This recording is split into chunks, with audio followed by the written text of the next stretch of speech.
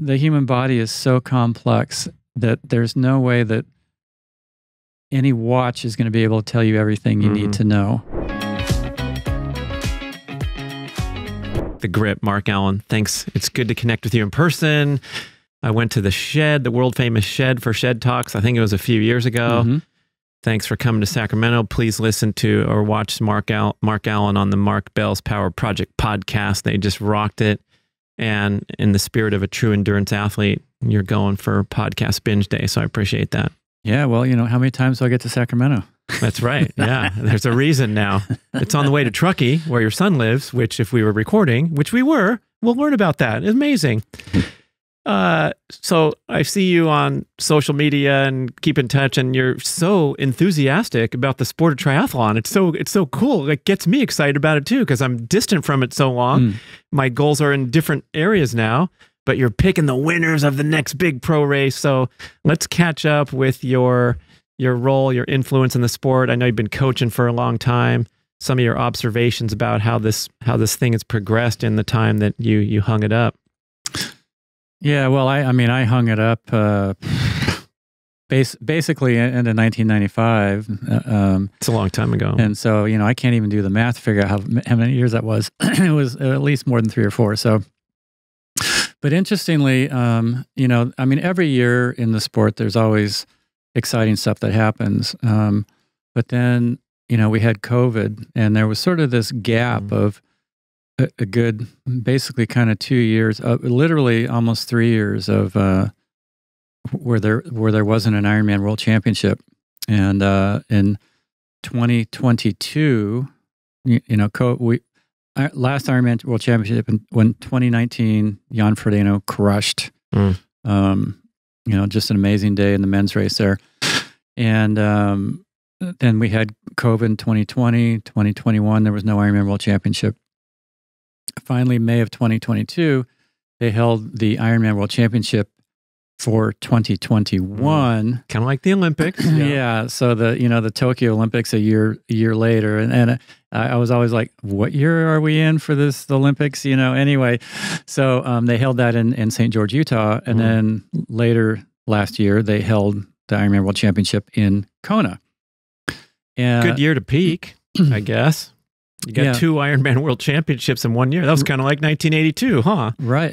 There's a precedent here, people. Yeah, I mean, they have had 2 in 1 year, one other time. So anyway, the interesting thing for me is that, you know, there were a lot of years where things are rolling along, and there's always something exciting about it. But somehow, having that gap allowed a lot of athletes to really just hone in on their training without the expectation of racing, without trying to jam in a bunch of races that maybe weren't ideal for their fitness progress.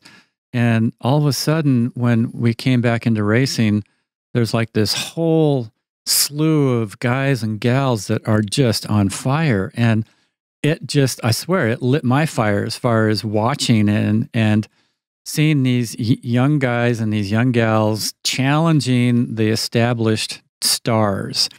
You know, Daniela Reef all of a sudden she's beatable. Jan Frodeno all of a sudden is beatable, you know, and like Anna Haug, who won Kona right before COVID, you know, she came back and it didn't look like she was doing so great, but then all of a sudden this year she's on fire, you know, and so it felt like all of a sudden there's this whole chance that things are really evolving again, you know, and the young athletes are taking things to a new level.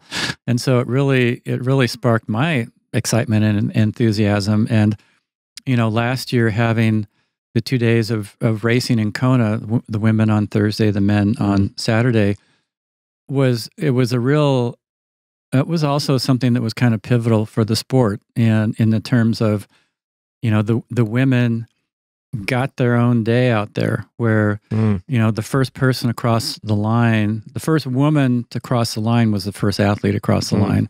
It wasn't like she was mixed in with 20 age group dudes who were trying to out-sprint her or trying to get their photo taken with her, you know, whatever. It's like, come on, guys.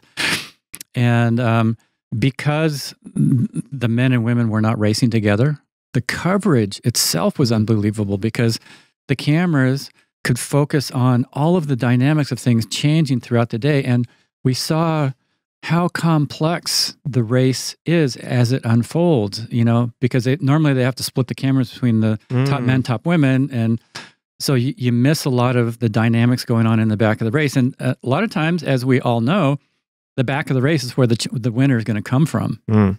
It's not the person who's out in the front with the lead moto for 9/10 of the day, and then all of a sudden they blow up, right?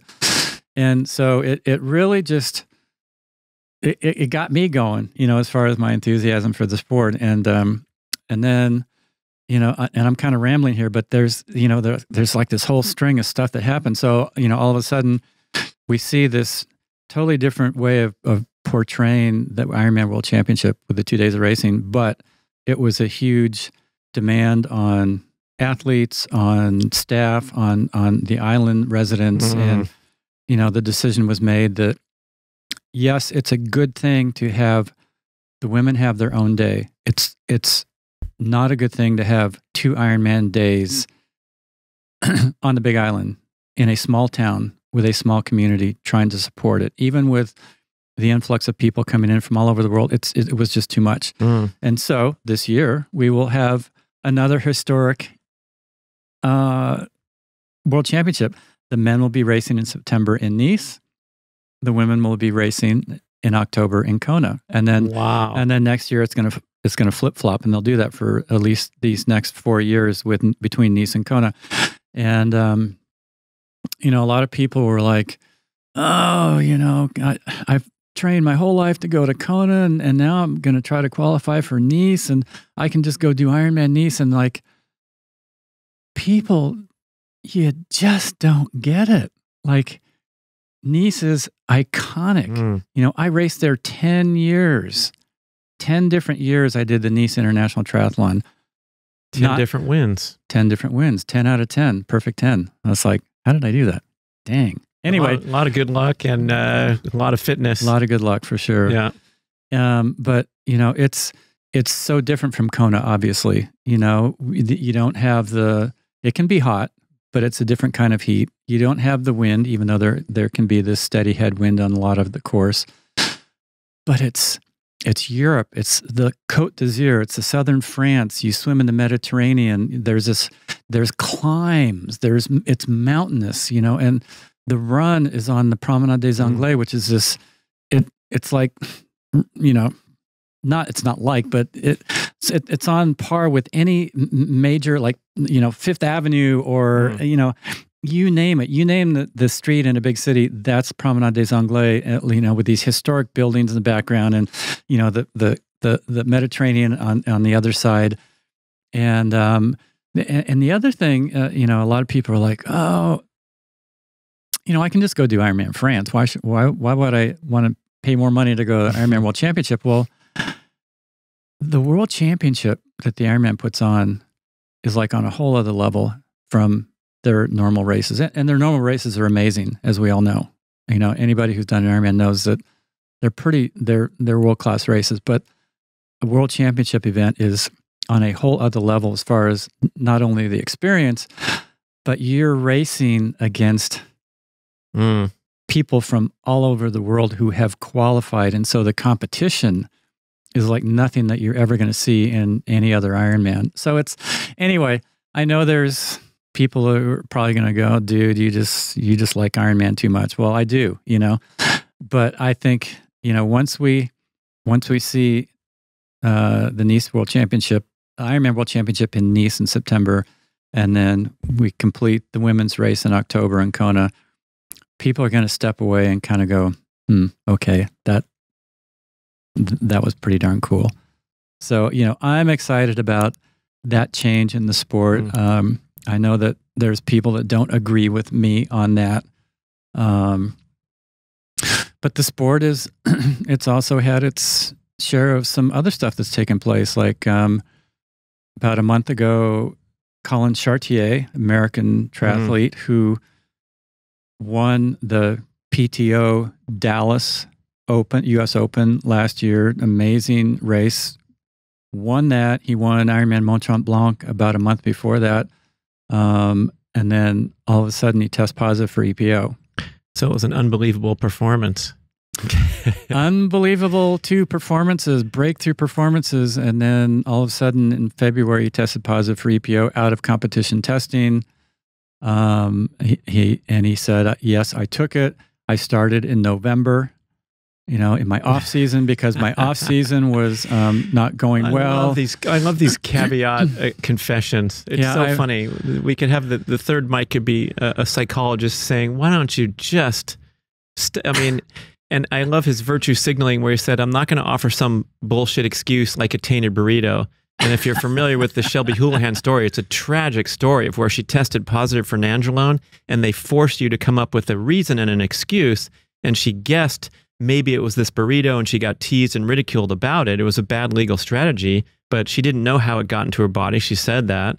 And so they mounted a defense as they were compelled to. But it's like, I feel like I believe her, and I feel like she got, you know, railroaded by this extremely precise testing protocol. And then this guy mentions her as like, you know, tossing her to the garbage can where you fucking cheated in what by and large appears to be a clean sport. And the reason I say that now is like the anger and the backlash from Jan Frodeno and these guys making posts. Jan Frodeno riding the bike up the hill with his dad and saying, I compete in sports to challenge the honor and personal growth and improvement. It's like, if everybody was dirty and cheating, they'd be pretty quiet like they were in the Peloton when some guy got picked out and tested positive and everyone's like, well, that's too bad. Floyd Landis, you know, no one came to his defense. You know, no one was like, you know, screaming about it. I'm going to ask you though, to put you on the spot, like, is this an isolated case, or what is your perception of, you know, these performances are extraordinary by any definition, what these top athletes can do. And we know what an extreme advantage performance enhancing drugs, especially EPO, can do for endurance athlete.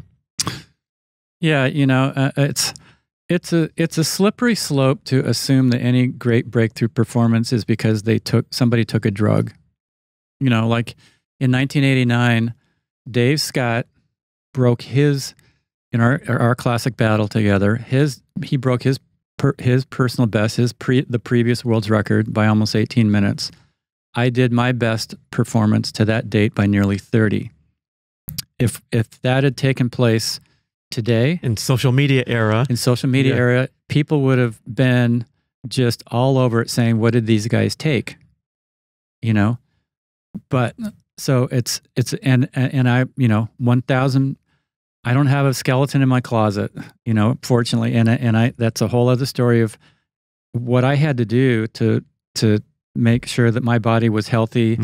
You know, the attention that to everything that would positively benefit my fitness growth, my overall health, my balance was not easy. You know, I sacrificed going to races that I could have raced at to make money that would have cost me health benefits.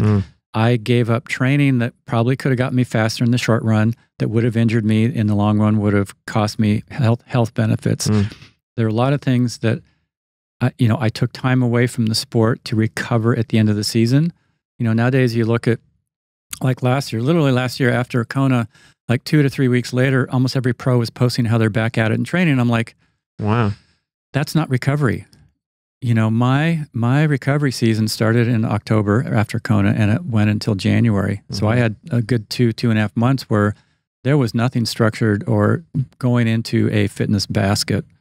And so there was a lot that I did to be able to make that kind of improvement that was friggin' hard work and very meticulous and tedious and slow that people nowadays are not doing. So anyway, is it rampant like, you know, we've seen that appears to have been in cycling or maybe in running in certain parts of the world or whatever? I don't think so. And like I said, it's a very slippery slope to look at any breakthrough performance and go, oh, well, that's because he took drugs. There's something he's taken that he didn't get he's smarter than the system. The other side, though, and this is, I think, why the thing with Colin got so much media coverage, is that he was training with Lionel Sanders. He was training in Girona, where Jan Frodeno trains and so many other athletes train. And, you know, he was in and around so many other people. And so, you know, it begs the question, well, did these guys not know? You know, did his coach not know? A numbers guy, did he not see anything that indicated that just getting fitter as always? Wow, my training's really working. Recovered again. Yeah, you know. So, what time we going tomorrow? 6 a.m. Okay, I'll be there. Yeah. And so I think part of it, that's why there was a big outcry from some of the athletes who truly probably are clean. Like, really? Yeah. You know? Yeah. Well, Lionel Sanders, bro, like, this guy stayed in my frickin' bathroom. Was he breaking the law on my premises? Like, it was heavy. And that also could be manufactured if you're a real skeptic, where, you know, you sound really good if you get super angry. But it was interesting. And I've been interested in, you know, looking back into the cycling years where I truly believe that Lance Armstrong was clean because he was so much better and more focused and trained harder than all the other athletes. So I'm the biggest idiot out there. I thought Liver King was clean because he lived this super regimented lifestyle with the most perfect diet and extreme training regimen. But of course, how do you get there? If you get some assistance, you can certainly come back and, you know, recover fast and put in those hard workouts. So it's rough to see this littered into major modern sport. And like Tyler Hamilton's book described how easy it is to beat the testing. So, you know, these athletes that come out and say, well, I've been tested 17 times in the last 2 years and I've passed every test. So how dare you accuse me? It's like, well, on page 178, Tyler talks about microdosing, where you pinch your skin and, you know, you go in every night and then you know that you better hide for 12 hours and all that kind of stuff was pretty heavy. You know, when I raced, I had something that I divided my year into two basic seasons. And, you know, I'm actually doing a thing right now, and I'm trying to label it so that people become more aware of it. And I call it the second season. And you know, I'm going to ask you actually if you kind of follow this too. But you know, I would spend the winter and I would really build up for some key races that happened in May and early June. You know, and so I had a big chunk of fitness that took place that I got then. And then after that first really big part of the season, then everything sort of started to shift toward summer racing, and then clearly Kona looming, you know, for months out there.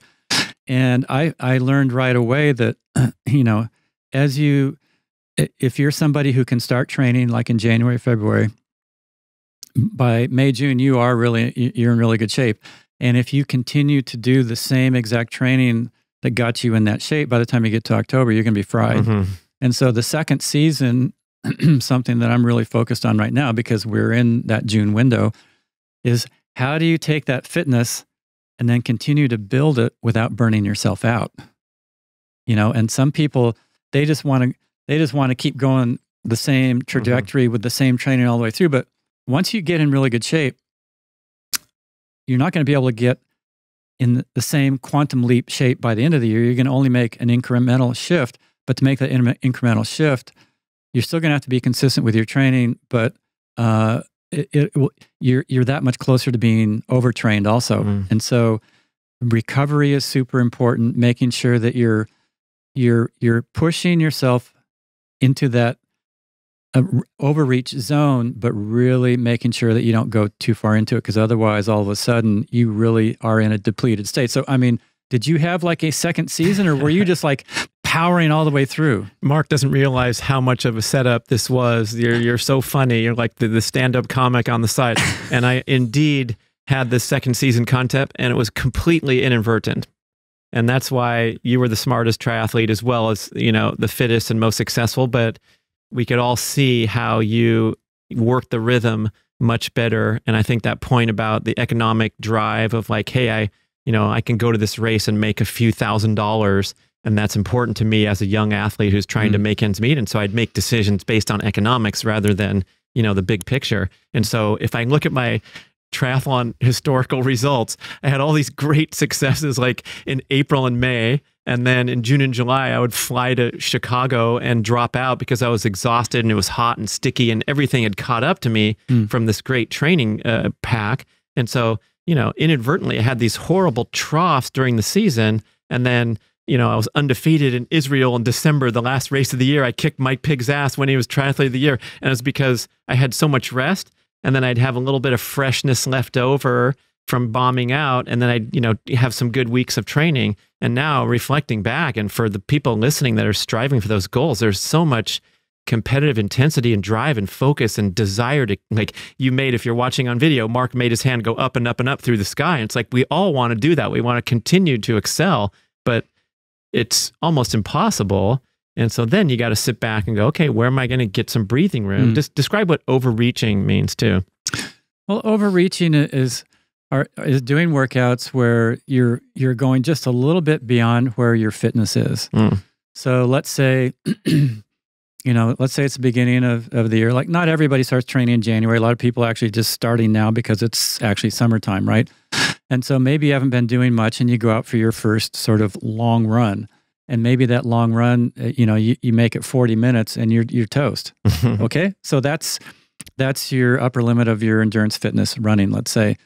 And then the following week, maybe you go 45 minutes or 47 or 50. So you've overreached where your sort of fitness limit is. And so you go beyond that point, and you'll know where that point is, because all of a sudden you'll start to feel it gets a little harder to hold your form together, you know, and maybe you start to slow down and your heart rate starts to go up even though you're slowing down. And that's your overreach point. That's where you're pushing into that zone where you're not quite that fit yet.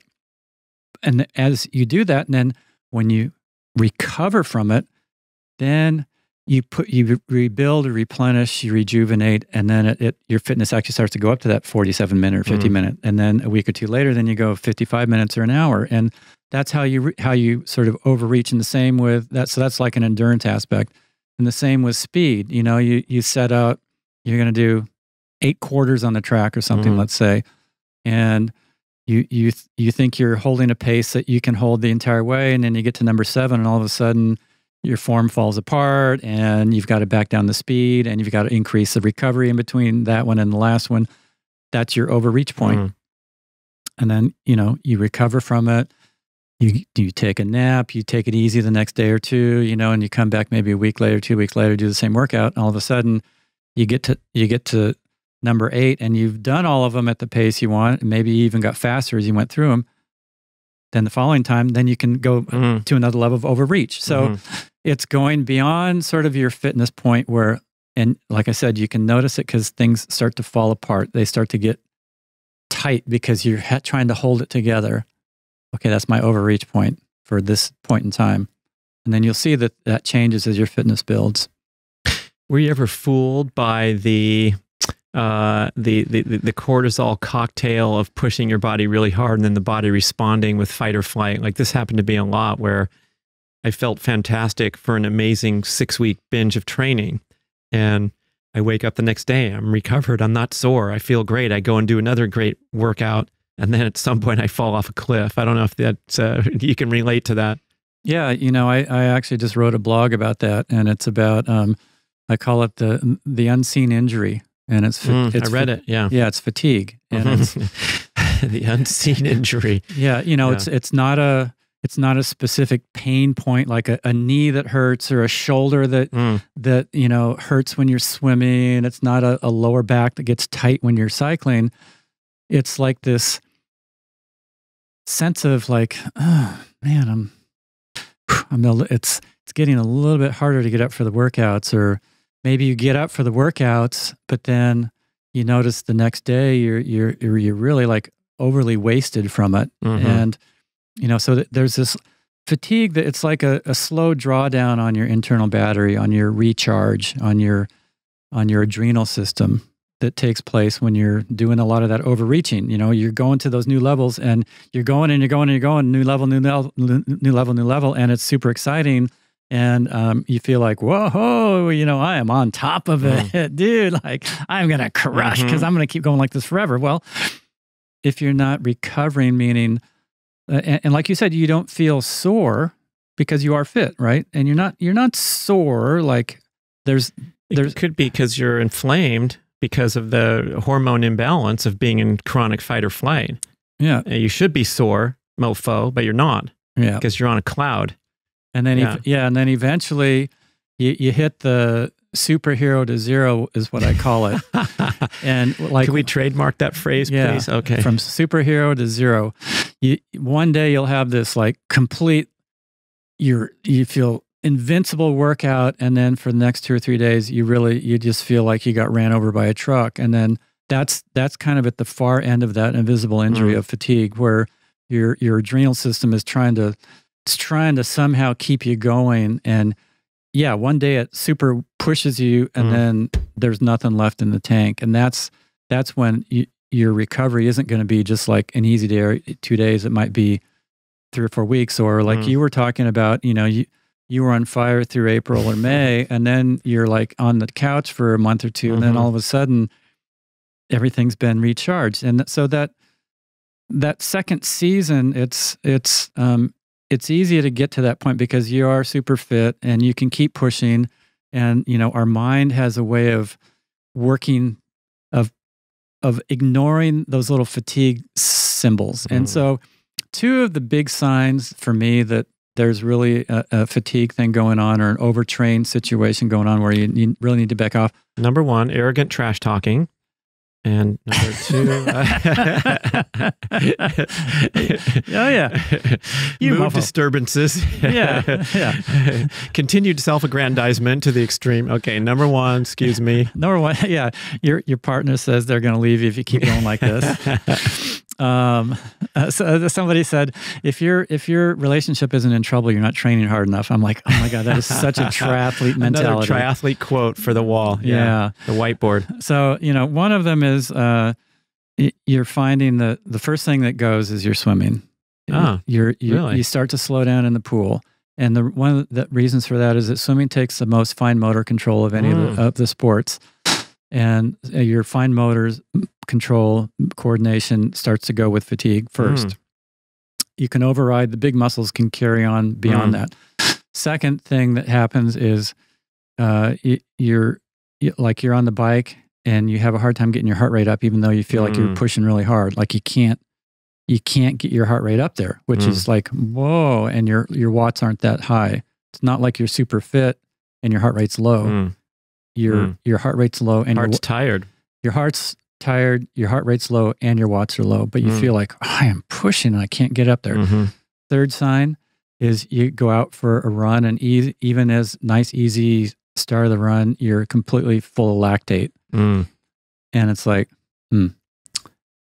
okay, I listened to the podcast, so what am I going to do with this? You got to recover. Pull the plug. Yeah. Yeah. Also on that note, Joel Jamieson, HRV expert, blew my mind with this one. Another symptom of extreme overtraining or extreme overreaching is abnormally high HRV, which for those of you familiar with HRV, a higher score means you're recovered, your cardiovascular system is fit. But if it's too high, that indicates parasympathetic dominance because your sympathetic system is suppressed because you're so exhausted. We want parasympathetic-sympathetic balance. And so all those celebrating their super high HRV score, they just had a breakthrough. It could mean that you've just trashed yourself so much that now you're in ultra rest mode, and it necessitates rest rather than my own app says you're okay to train today because you're in the normal range or you're above the normal range. So I think sensibility is a big factor here to make the right decisions. I wonder if, now knowing what you know, and having all this database of people that you've coached successfully and people have struggled and then turned it around, all that, would you do something different with your career? Do you think you could go faster if you're rewinding the clock with all your knowledge base to your prime time? Yeah, I think I could go a little bit faster. I'm not talking about, I asked Dave Scott, why are these guys breaking 8 in Hawaii? I'm going to ask you the same thing. And we'll put out some of his reasons where they got rid of the cattle guards. They paved the Queen K Highway so much better now. The bikes are better. The springy shoes are 3 to 4 minutes better in a marathon. And so you start adding that up, because I do want to propose this question. Like, you guys trained hard and were pretty good and were at the top of your game and destroyed the records that many people have trained so hard to try to beat when you did the 8:09, 8:10 time. So how are we seeing 740 with a dozen guys between 740 and 8 if we're going to propose that there's not a lot of abuse of performance-enhancing drugs. Yeah, I mean, nowadays, you look at any semi-decent field in a men's race in an Ironman, and the top 5, if not top 10, are all under 8 hours.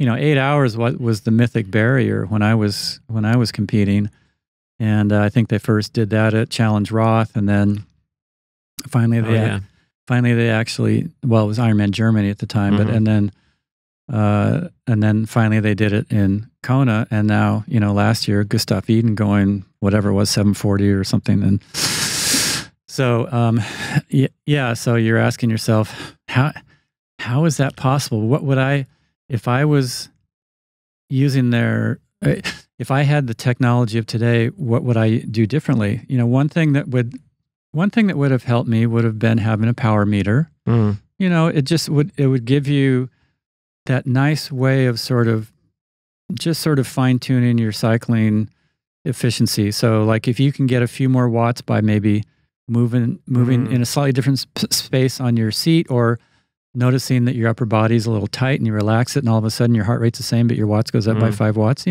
Those are cool little feedback things.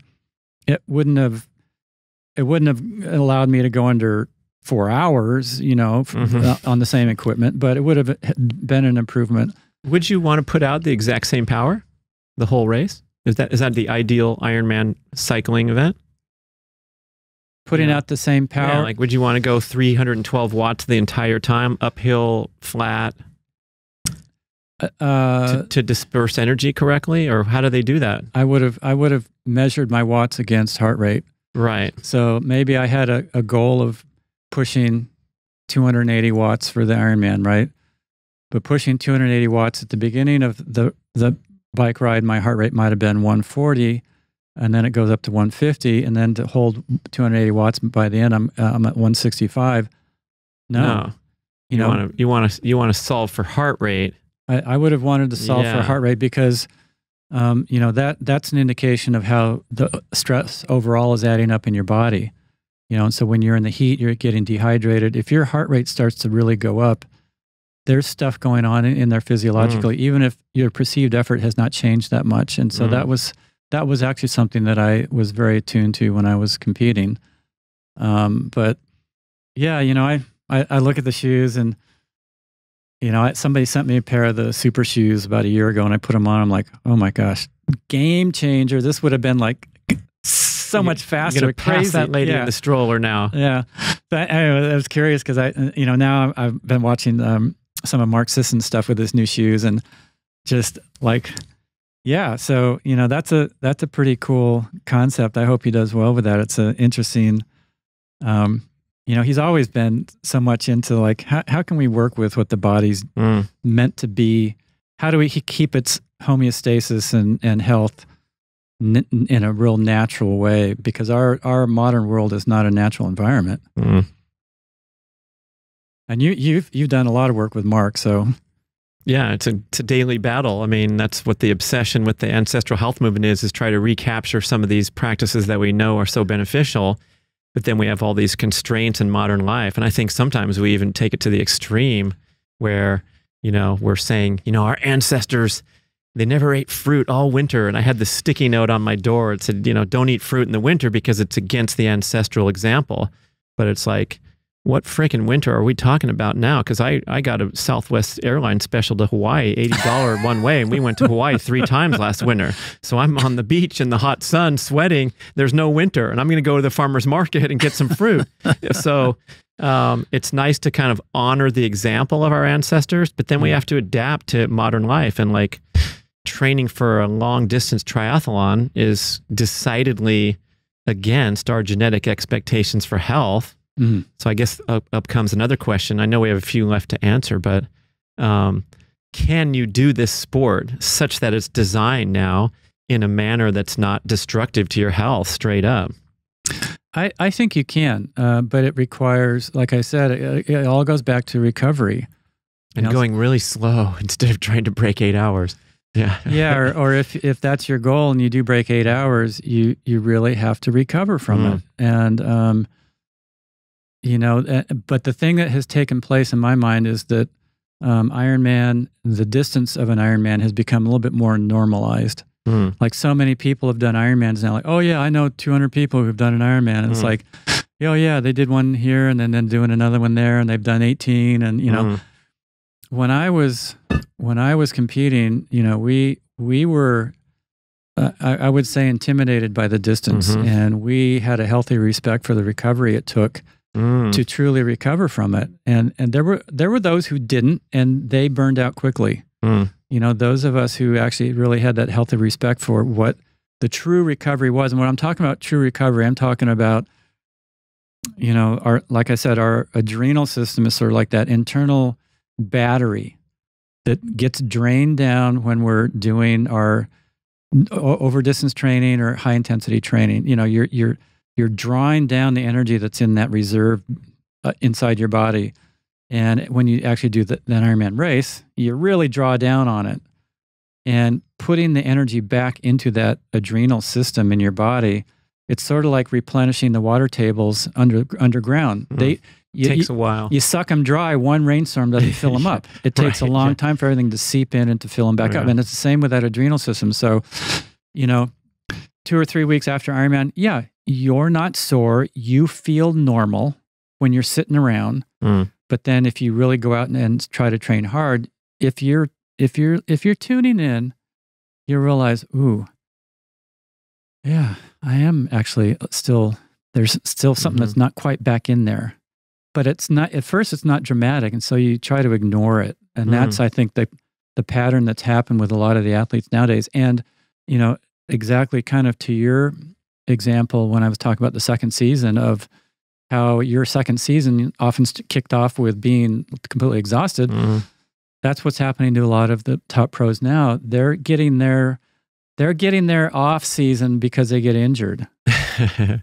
You know, they're not ill or whatever. Yeah, they're not, like Lucy Charles was injured for quite a while. Jan Frodeno has, you know, he completed his first official Ironman last weekend since 2019. You know, it's been 4 years. I mean, he did Battle Royale, Battle Royale with Lionel Sanders 2021, but that was a very different kind of low stress anyway. So he's had a number of injuries over, you know, over his career. So clearly he's not getting quite as much recovery as... Getting old sucks, Jan. Come on now.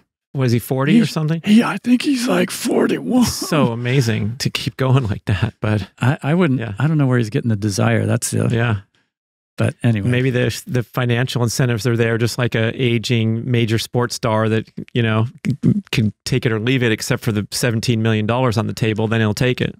Maybe, keep dribbling. Or maybe it's like I said, maybe the distance has been a little bit normalized, and so it doesn't sound like as big of a deal to come do another Ironman as it did when, you know, you and I were competing back in the dark ages. So it seems to me during your career that you nailed some of these objectives about stress, rest, balance. You raced like 10 times a year, and other people did 15 or 20 or 27 like Mike Pigg or whatever.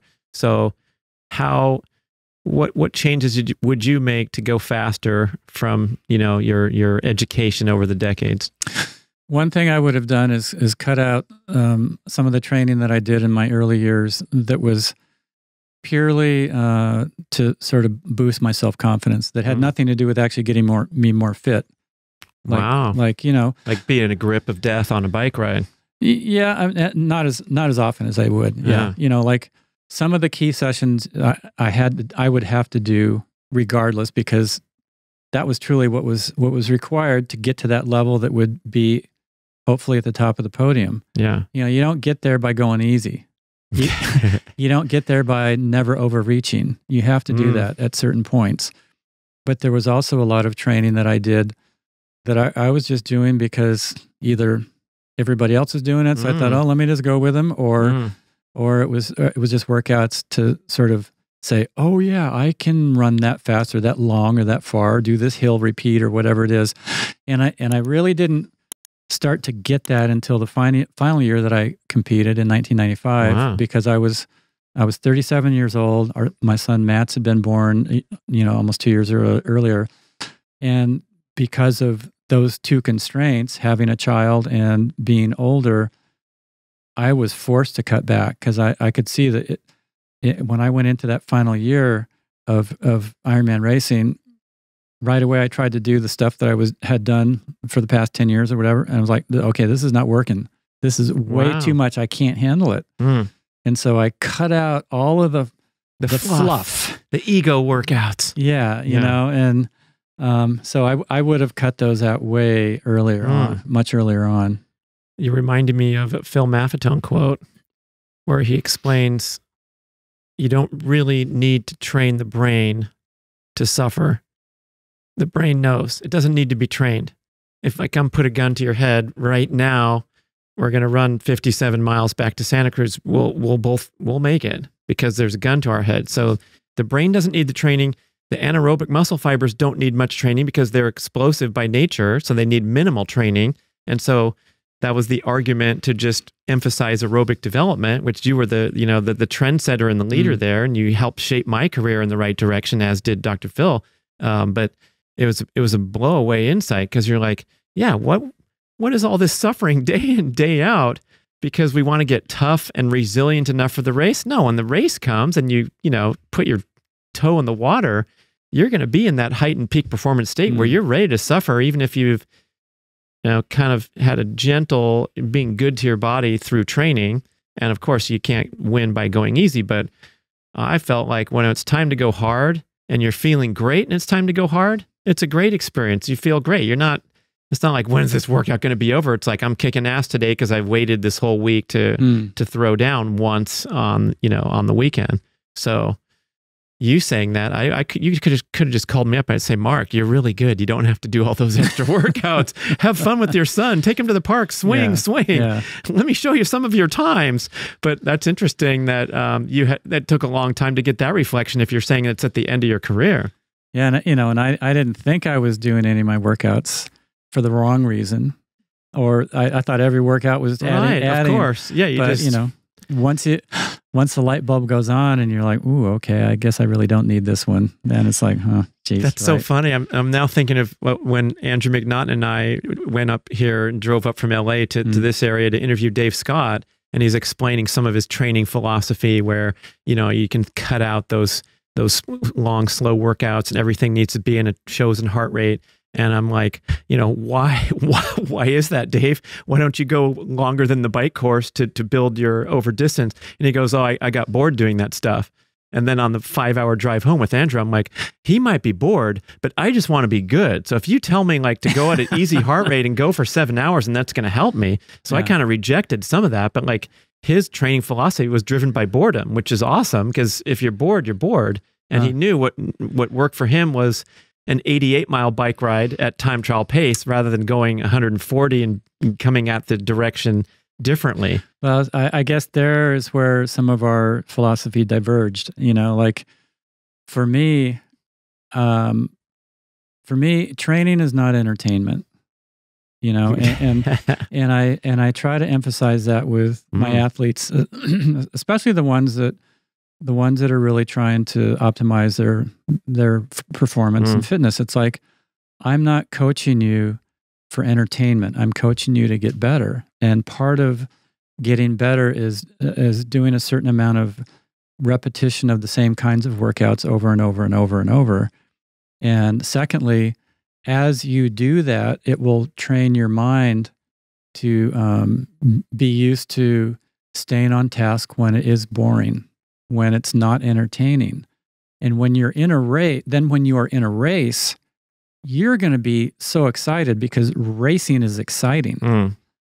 But if you have done all your training with excitement and tons of music and switching everything up and occupying your mind with all these complicated workouts, you're going to get in a race and you're going to feel like something's missing because you can't use your music. You're not having this structured mixing up of different zones and all this kind of stuff. So you're not going to have anything to watch other than like a heart rate or a wattage or a pace. And so, a lot of training for me was actually training my mind to deal with boredom. And so my ultimate boredom workout that actually Ken Souza came up with, it was in Colorado. And we did this for the first time, a couple times in 1989, where we would start in Boulder and we would ride 70 miles due east, away from the Colorado Rockies, through the flat to rolling cornfields of eastern Colorado to a little town called Wiggins. And there was a small gas station where we would turn around at 75 miles and we would ride back. And as you're riding back, you're so far east that at first you can't even see the Rockies. Wow. And, that's a scary proposition when you're like the only two dudes in Lycra out there in the middle of a cornfield, right? So anyway, but there was so much of that was teaching us to just stay on task hour after hour after hour mentally. And, your body needs a certain amount of training for that. But again, also that's where, like, some people say, well, if you train at super high intensity for low periods, you'll get the same mitochondrial changes in your cells and all this kind of stuff, which might be true. But it's not training your mind to deal with yourself for hour after hour after hour. And that's such a key element. I'm also thinking of my penchant for setting PRs and workouts. And I would get so psyched in the pool if I could come in at a better interval or, make it up to the top of the trail in a faster time. And so that's the opposite of having the patience to be okay being bored and not going for PRs. And I wonder if it's like, personality insight. They talk about your neurotyping, where certain athletes need variety and some of them thrive on consistency. And maybe in that example of you and Dave, people have known that your approach is different in terms of the training. And then here you are side by side for 140 of the 140.6 miles. So both guys figured out what worked best for them. And there's probably a lot of value in that. But I think if you kind of overdo it, let's say overdo it on the side of volume where there's a real, workhorse out there that just likes to go all day, or overdo it in my case, I think I was jumpy and distractible. And so I wanted to go try a new route and set a new best time on this route rather than just go to Wiggins back and forth every week. There's some nuance there that's really important to figure out, I think. Yeah, Strava would have killed you. You'd always be trying to set PRs on this route or that climb, or it would have been your Luckily, downfall. It was all before that age. So you mentioned some of these modern athletes getting into their holes and getting sick and missing races. And so have we progressed in 30, 40 years of figuring this stuff out? Or are we still bumping our head up against the wall in terms of the type A endurance community, and maybe even that filters over into the CrossFit community and these places where the reports of overuse injuries and burnout are common? It seems like the performances have taken a jump, but maybe not so much of a jump as we think. And is there another horizon where we can see people thriving and having, 7 great races a year and wonderful training cycles and 2 seasons with a distinct family vacation in the middle where we're going camping and then back at it, Yeah. I mean, some things have progressed. Like the technology of the sport obviously has progressed. I had a heart rate monitor and a speedometer on my bike and a stopwatch that I'd use on the track, and that was it. Obviously, now there's things that can track just about everything. So that has progressed, but has it helped? Has it fundamentally changed much? I don't think so. Like I said, if the aspect of recovery had progressed as much as the aspects of training have, I think we'd see even more amazing results. And so, like, just an example of why I don't know if all of these devices have actually changed much is I was watching a podcast that was about Gustav Eden and Christian Blumenfeld's coach talking about their training and what they were doing and what they were measuring. And it was very scientific, and they've got all this stuff that's measuring like their body temperatures during training. The body temp. Well, during sleep, during training. Well, no, I mean, this is kind of interesting. Like, they were measuring body temperature during training to see where the point was where if the body temperature goes up above it, then they can't sustain their effort. They were looking at the amount of calories they need to take in so that they can keep absorbing calories without it being too much or not enough. They were looking at, the pace that they can hold for long periods of time before it's actually too fast, and they have to drop it down. I mean, and so ultimately, I'm going, this is the exact same stuff that we were trying to optimize. We were trying to figure out how many calories, what do we need to take in, how fast can we go when it's hot? And the only difference is that so much of that, the integration of all that knowledge was done over time by sensing it in our bodies. Whereas, you know, Olaf and, you know, his athletes there, they're able to gather all that knowledge in like 1 year or 2 years. And so it looks like these guys just went, which they did. And a lot of it is because I use that technology, but it's not like they're looking at anything different than we did. It just took a few more years for us to gather that knowledge in the core of our cells so that we understood it and so that we could sense like, okay, my body's getting a little too hot here. I'm a little dehydrated, or this is too fast. I need to slow down, you know? And so like in Kona, you know, there's the energy lab, right? And the energy lab is, when we did it, it was basically a mile down, a mile along the coast, a mile back, and then not quite a mile back out of the lab on an upgrade. And on that last upgrade, and when you come out of there, you've got about a 10K to go to the finish. So the reason his tone of voice changed a little there is like you're heading back to town after this long run on the lava fields, and you have to make a detour, basically, a brutal detour. Yeah, you had this little 4 mile, basically 4 mile detour. It's slightly different now, but basically 4 miles. And so when you're running out of the energy lab, it's this long, gradual upgrade to get back to the Queen Kahumanu Highway, right?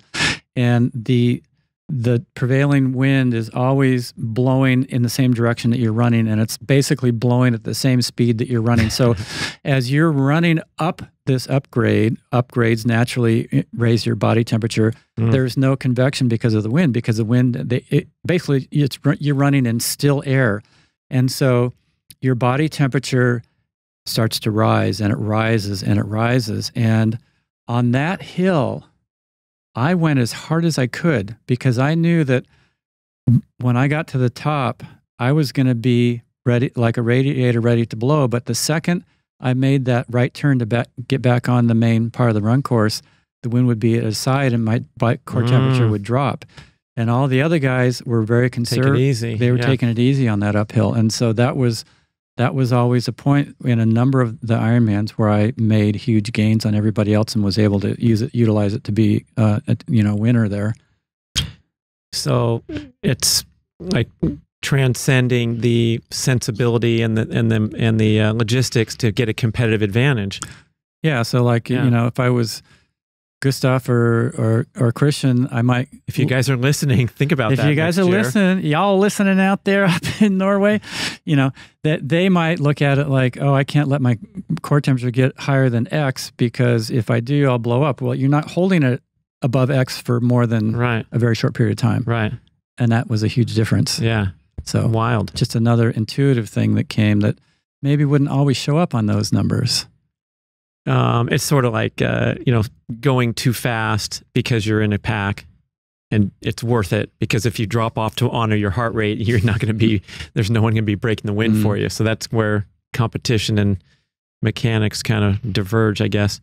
So yeah, it seems like these Norwegian example is great because they're setting records and doing amazing feats. So it seems like some of the athletes have progressed via the scientific advancements, but I feel the general sense that we're still battling the influence of the ego and things of that nature, that even with all this data and maybe too much data, I don't know, in the population that you coach, do you have to like sometimes fight some of these battles where you want people to break free from the constraints of technology and type A personality?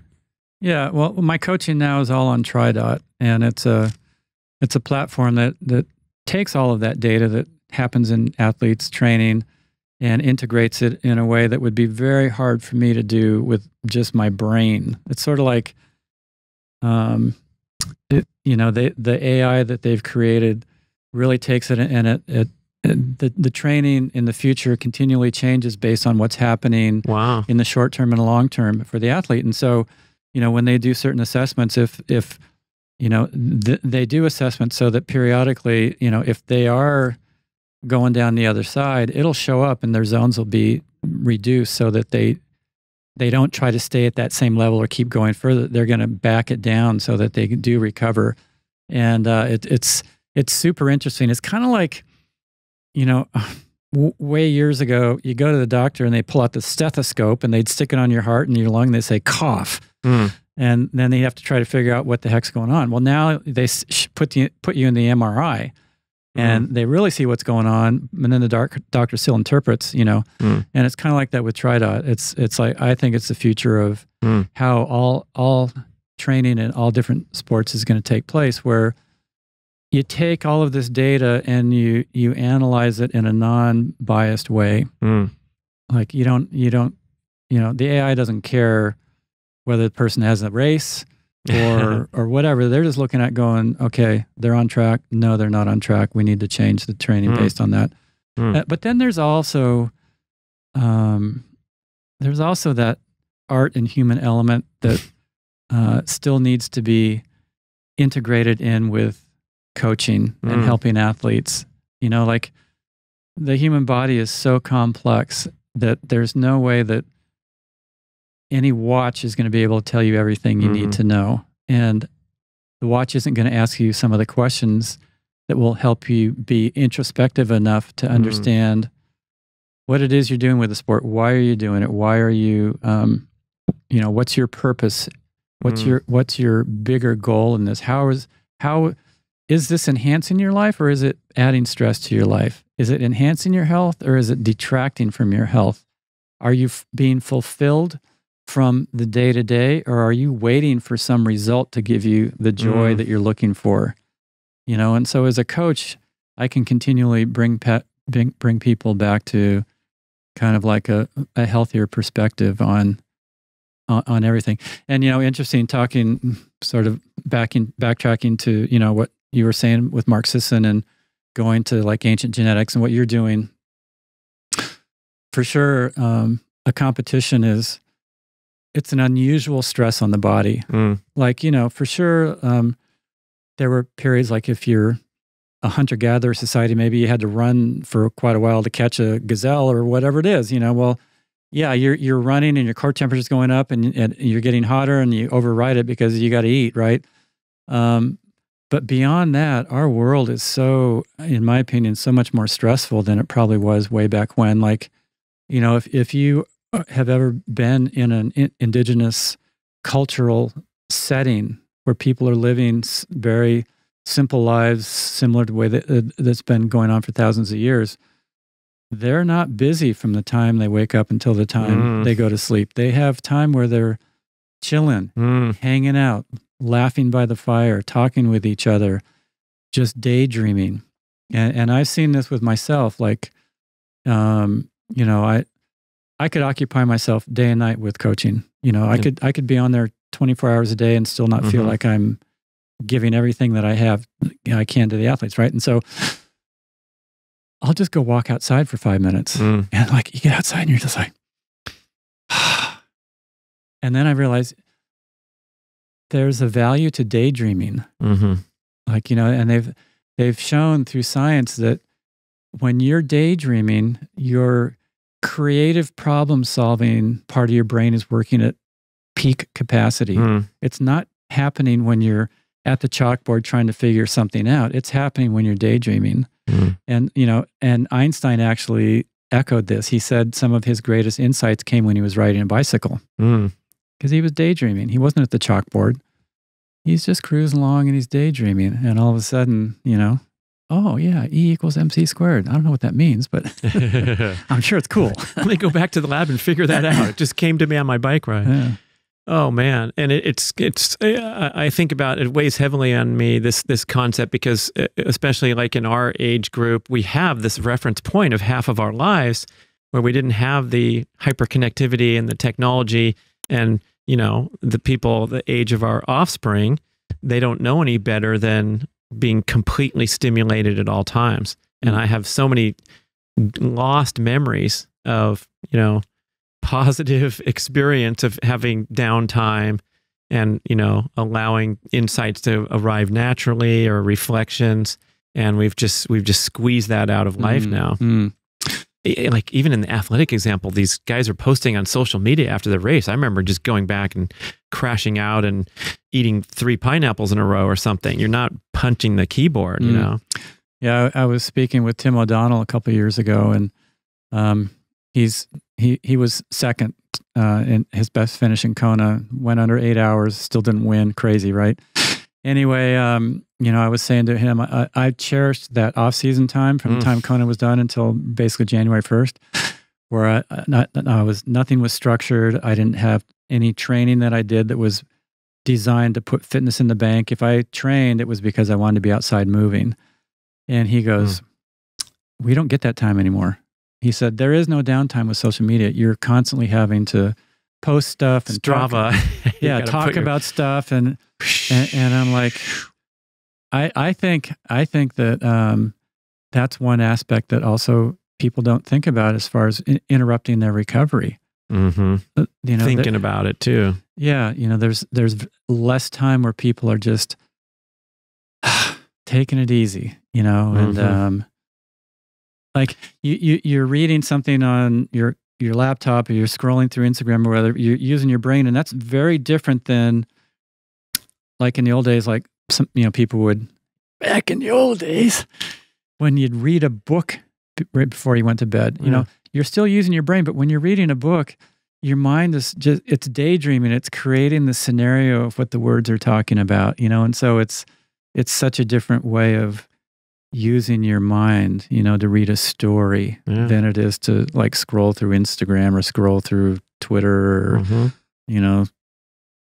the biggest time sink for me is like if you start going through TikTok, you know, you're looking at this stuff and eventually you go, what is this? This is so stupid. I like what's the book I forgot the name of this book about hyperconnectivity and distractibility. Come to think of the effects of modern life. I can't remember the book's name. But he says, you know, you lose that capacity to focus and then you get drawn in. And so like, we cannot win this battle is the idea floated. And so instead you have to plug your phone in a different room instead of saying, I'm going to use my motivation, discipline, and willpower to not scroll through the thing. He goes, forget it. They're going to beat you every time. And it's a nice way to look at it rather than thinking, oh, I'm such a loser. I didn't work on my book again today. I scrolled through social media. It's going to happen again and again until you build in, like you talked about going outside and taking a breather from your screen. Well, you weren't on the screen at that point, but otherwise you might have been stuck on your screen for longer. Yeah. I mean, there's some value to like social media. Like I see some stuff on there that would be very hard to have ever learned about or seen back in the day. But it's just like training, you know, you do some, it's okay. You do a lot, you overdo it. It's going to be too much, like anything. So you hung it up after that great victory, the sixth consecutive in Hawaii back in '95, and then tell us about your fitness journey since then to date. And also, I'm curious if, you know, you were the most competitive guy on the planet in an incredibly grueling sport. And so is that in a pocket now? Do you live through the performances of your athletes? Are you charging those waves with that same competitive intensity? Or do you feel like, hey, here's a healthy new chapter where I don't have to be the grip of death anymore? But how do you extinguish that flame that, of course, burned in you for the first 37 years of your life? There's a big distinction between being a very successful competitor and being somebody who's very successful in competition. They're not necessarily the same thing. So you can be a very successful competitor, meaning like you thrive on that. You intentionally go out and you seek competition to prove something, to be a competitor. For me, the biggest thrill out of triathlon was the training. And when I would make those small incremental changes in my fitness, those small gains or in efficiency or speed or strength or endurance, those those moments that really I was the only one who knew it or saw it, but they meant a lot to me, and those were really satisfying. I was not the kind of person who seeked out competition. Like I didn't want to go out there every day with training people and have it be a race. Some people, that's how they trained. You know, I could name the names. You've known some of them, but they're just hardwired that way. But when I was in a race, I also didn't like to lose. So, you know, I would give it the best that I had. And I felt like that was why I was in a race, was to find out what the best I had was to give on that day. And it just happened that, you know, obviously I had a few where it was the best of anybody in the field on the day. So when I stopped competing, when I retired from competition, there wasn't a hole in my life because I didn't miss, you know, the competition part. But I still have that quest to be the best that I can be on any given day. And so how that gets expressed is much different than it was years ago. For many years, it was trying to get a little bit better, a little faster, a little stronger. But at 65, you know, if I'm competing against my 37-year-old self, I'm losing every day, right? So what's the goal? What is that measure of being the best you can be? And it simply is getting out there each day and moving my body, whether it's surfing or doing strength training or walking or riding my stationary bike or doing core work or balance work, whatever it is, trying to get the best out of it that I can. And getting the best out of it means moving in a way that invigorates my body, helps me to feel alive, helps me to maybe learn a little bit different way of moving than I did yesterday, or doing something different on the wave than I have ever done before, or maybe just doing the basics better than I've ever done before, or as good as I can do on that day, because not every day is going to be a best ever, for sure. Most days are going to be worse than 10 years ago. So on a very measurable level. So it's all about, for me, everything now is about consistency. And I have seen this with athletes in a lot of sports. Now, Santa Cruz, I see a lot of surfers. As they age, they're not consistent with their activity. Like if the surf's not happening, they don't do anything. And so, you know, without consistency, as you age, your body falls off quickly and it's hard to get it back. And so for me, I really try to have my mantra be consistency. You know, each day do some kind of exercise, some kind of movement, something outside. And some days are longer than others. Others are shorter. Some are days where I'm like, yeah, I was on it. Other days I'm like, God, I could barely stand up or whatever. But just getting the best out of me that I can on that day and using it to refresh and regenerate and revitalize me as a human being. Would you say that the endurance is in your blood, or were you using your endurance sports as a vehicle for personal growth and challenge? Because I think there's a distinction there. And what I'm getting at is like, you know, Pete Kane, your neighbor, he's been competing every season since 1987. Ken Glaw did 30 in a row in Hawaii Ironman. That blows you away. That blows you out of the water, dude. You're not even halfway there. Yeah. And I feel like it was never in my blood in that sense, where a day's not complete without beating my heart for 3 hours up in the zone. And I wonder how that all plays in with what you're doing now, because you're doing all these varied activities. You weren't describing 50-mile bike rides or jumping into a half marathon run to see how your 65-year-old division is. Yeah. I don't do anything to the point where I get home and I'm like, oh, I'm wasted. That was a great workout. I'm wasted. I went so hard or so long, you know, and it took a while to find the right balance. You know, when I quit competing, I went from this massive level of training, and right away I dropped it to a half or a third. And I thought, oh, this is sustainable, you know, and then as I kind of went over time, I realized, wow, this is still like in the outer limits. Oh, so you dropped it down to a half or a third for no reason. I mean, there was no races on your calendar. No, but I was so used to swimming and cycling and running, you know. I mean, that's a lot is what I'm saying. Yeah. For some 38-year-old dude to go out and do half would be, you know, 2,500 in the pool, 40-mile ride. That's a lot. Yeah, well, at that point, it sounded like nothing. Right. You know, but then over time, as my sort of scale got more realistic, I realized this is still a lot. And it took a number of years to pare it down to a level that it's like, okay, this is now sustainable. This is not depleting me. This is energizing me. This is keeping my muscles strong, keeping me flexible, keeping my joints healthy. It's helping reduce my stress. I'm sleeping better at night because of the exercise that I'm getting. All the positives and none of the negatives. Right. Yeah. Instead of sleeping worse, you're sleeping better. Yeah. Hey, how about that? Let's write that down in our notes for my training suggestions by Mark Allen. Do you sleep better or do you sleep worse? And so I guess you mentioned consistency. If we're talking about longevity and enjoying your life and keeping healthy, fit, active.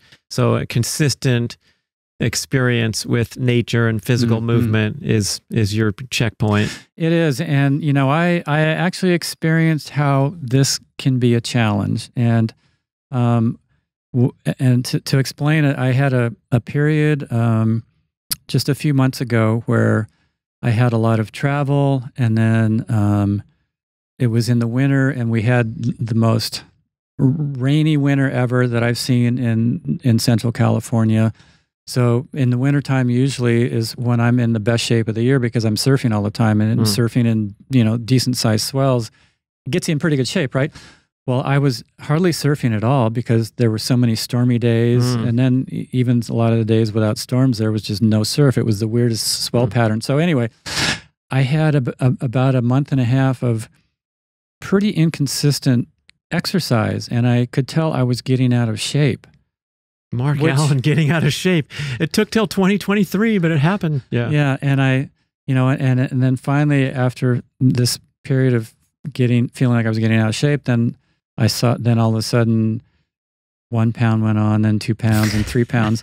And you have to understand, I have been 160 pounds basically every day since when I race and ever since then. And so for me to put on any weight is very unusual. And so I was like 3 or 4 pounds heavier. And finally, the surf slowly started to come back a little bit. And I just got more committed. It's like, okay, you're traveling. That's no excuse. You know, you've got all these excuses of why you're not exercising and being consistent, which has been your core thing, and you're not doing it. And so even though the surf wasn't great, you know, some days I go out, but a lot of days I was adding in my other stuff that I do, my plan B stuff, right? And it wasn't as exciting for me as my plan A, but it was still exercise. But as I was having to get back into consistency, I would start out the workout, and instead of that feeling of, this feels good to work out, it hurt and it wasn't comfortable, and I didn't want to do the workout. And even all the way to the end of it, I was like, this didn't make me feel better. And I realized, wow, this is how people feel. This is the battle. Who don't have that consistency of exercising and training. And it didn't take long. You know, it took about a week of me just doing stuff. And then all of a sudden, there was a shift that took place. And all of a sudden, when I would go out to exercise, it started to feel good again. And that was a tipping point. And so, you know, for anybody out there who is maybe not exercising at all or as much as they want, and when they do, it's uncomfortable, it doesn't feel good, you want to back off, you want to cut your workout short because you're not feeling good from it, get it done anyway, and do it tomorrow, and do it the next day, and do it the next day. And at some point soon, it won't take long, you'll reach a tipping point, and all of a sudden you'll be in that workout and it'll start to actually feel good. And then you might have that feeling like, oh, I want to pick up the pace a little bit, you know, and that's the magic right there.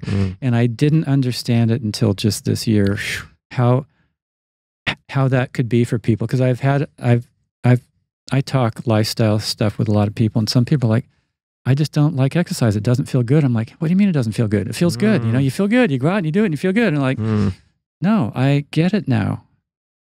It was an interesting learning curve, an interesting learning thing for me. Yeah, I mean, that applies to learning a foreign language or learning a software program. This thing's so annoying and frustrating. I hate it. Well, pretty soon it's going to cut half your workday, but you got to persevere is the message, which is a tough ask today because we can pick up our phone and scroll without needing to persevere. Yeah. You asked me an interesting question, especially for someone who's been writing about ancestral health for a long time. If you've ever spent time with a primitive population, and my answer is no, I just write about it. But I want to know about your experience with the Huichol, and you spend time with them regularly, right? Yeah, I've studied with Brant Secunda, who was shaman, healer, ceremonial leader in Huichol tradition. Many, many years ago, he was led to a 12-year apprenticeship by a 110-year-old Huichol shaman. That's it? 12 was all? Yeah. Okay. It's a 12-year apprenticeship, kind of like medical school residency, you know. Yeah, it's back to law school. Yeah, yeah. MBA at the end. It's very arduous. There's a lot of, I guess you'd say, suffering that goes on along with it. But through that, he learned how to do the traditional healings and lead ceremonies, you know, to like bring the rain and to, you know, bless an area or do wedding, you know, do a lot of stuff. Anyway, very, very powerful tradition. The Huichol people have basically kept their shamanic tradition going for thousands of years. They were never disrupted by the Spaniards. Their culture maintained their ceremonial ways, and their ceremonies have continued.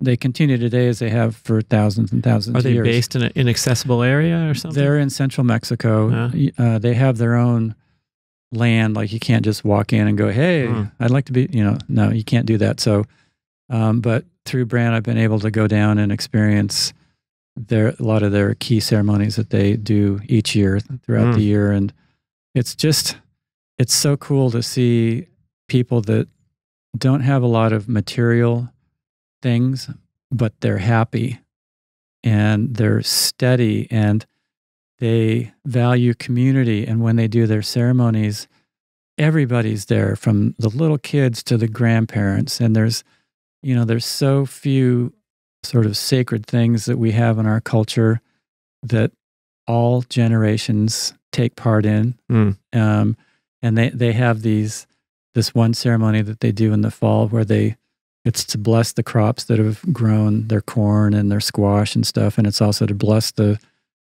children the first 5 years that they are alive. They go through this ceremony, and then at the end they kind of graduate, and it's a whole thing. And I was looking around at all the people and going, wow, they've all gone through this ceremony. You know, every one of these people. And I'm thinking, what ceremonies do we have to honor life periods here in America? You know, you get your driver's license, you turn 21 and you go get drunk, you know, it's like, we really don't have, you know, maybe a wedding ceremony. Quinceañera, we have that's from Mexico. You know, bar mitzvah, you know. A little bit sprinkled in. But there's so few things like that. Right, it's few and far between. And it's pretty cool to see. But anyway, that's also been a big part of the ease with which I transitioned out of the sport, because, you know, I saw that the sport is one part of life. But it's not all of life. Life is not dependent on whether I race fast or slow. You know, the seasons are going to change, and I need to be a part of that. You know, nature has so much power and energy, and I want to be able to tap into that as a human being. You know, I have a role here to, you know, embrace my family and community and this earth and all that lives here, and to sort of honor that position as a two-legged, you know, that's a two-legged, you know, we're all, except for sometimes when you're crawling, you go down to 4 and some of those worst Ironman moments. You know, like Brant said, we all have the same Mother Earth. We all have the same Father, Son. You know, no matter where you live on this earth, or how you were born, or how you were raised, we're all part of this earth, and we're all influenced by the sun. And you know, the air doesn't know borders. It flows across the entire planet. And, you know, and in general, you know, we don't control the rain. So if the rain doesn't come, our life will change immeasurably. And the Huichols have never had they've never had a drought, because they say they they do their ceremonies for the rain before there's a drought so that there isn't one. You know, in California, we certainly can't say that we've never had a drought. But anyway. That's a beautiful closing, but something amusing comes to mind since I'm such a wise guy. Like, you have this amazing message and you've chosen to dispense it and interact with the most tightly wound community that you could imagine on earth, which are these extreme endurance athletes, which are universally type A motivated, goal-oriented, driven, focused on results, quantified.